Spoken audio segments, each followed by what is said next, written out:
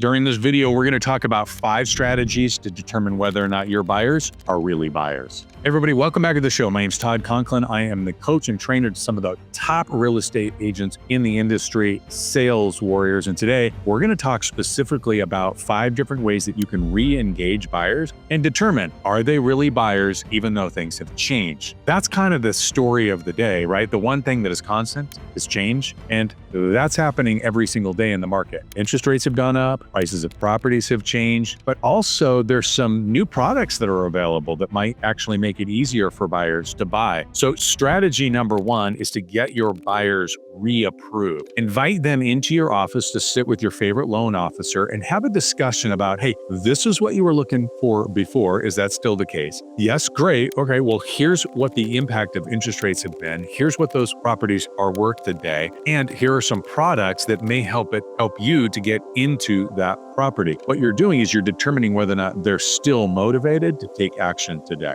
Number 2 is go through what winning looks like for your customer. Again, things have changed. Things are always going to be changing. The truth of the matter is that what worked a month ago, 4 months ago, a year ago, isn't probably what's working today. So take the time to sit with them and walk step by step through what a winning deal is today. And what that looks like is they're in your office, you're taking a look, you got it up on the screen, here are the properties that are on the market. Based on what's been going on in the past, here's about what those things are going to sell for, list to sale percentage, the kinds of terms that you're going to be looking for. And you're really determining whether or not the buyer has the stomach to compete in a market like this. Because look, a buyer who says they're interested in buying but isn't willing to compete isn't really a buyer. Number 3 is go through the purchase and sale agreement line by line by line. And yes, I really do mean line by line by line. Every year, our contracts are updated. What a great opportunity for you to sit down with a buyer and say, look, Mr. and Mrs. Buyer, every year there's some changes that are made to our purchase and sale agreements. And I know we've done this before as part of our review process, but because of the changes, I would like to sit back down with you and go through line by line what those changes are and how it might impact the purchase of your home. What you're doing is you're determining right out of the gates as to whether or not they're going to invest their time, their energy in coming in and sitting down with you and going through the contract. In addition, you're also showing that you know a thing or two about what's going on. And this is a very complex thing that's buying a home. And oftentimes as real estate professionals, we make it a little bit too easy, don't we? And then of course, the third part of that is that the last time you want them to be worried about what's in the agreement is at the moment of an offer. So you want to answer all of the questions in advance so they're prepared to deal with the emotion at hand, which is making an offer on what will likely be their dream home. Number 4 is update your buyer representation agreement. Look, things change. There's some laws that have changed. There's some things that have changed. There's some ways that we get paid that have changed. And it's time for you to sit down with them and go through the buyer representation agreement and make sure that they're clear exactly on what the duties are that you owe them. Make sure they understand that going directly to a listing agent is oftentimes a poor strategy. And then of course,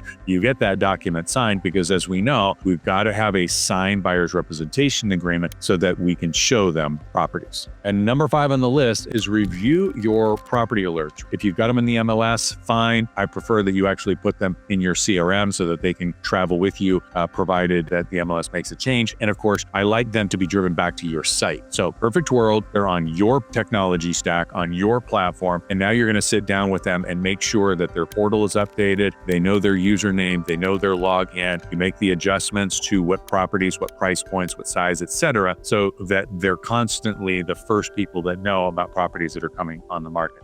So there's your 5 strategies to re-engage buyers to determine whether or not they really are buyers or if you're just lying to yourself. We don't want to lie to ourselves. We want to know exactly what people are really our customers and what people really are our clients. Hey, if you liked this, do me a favor, subscribe to the channel below, take a look at some of the other trainings, and we'll see you at the next video.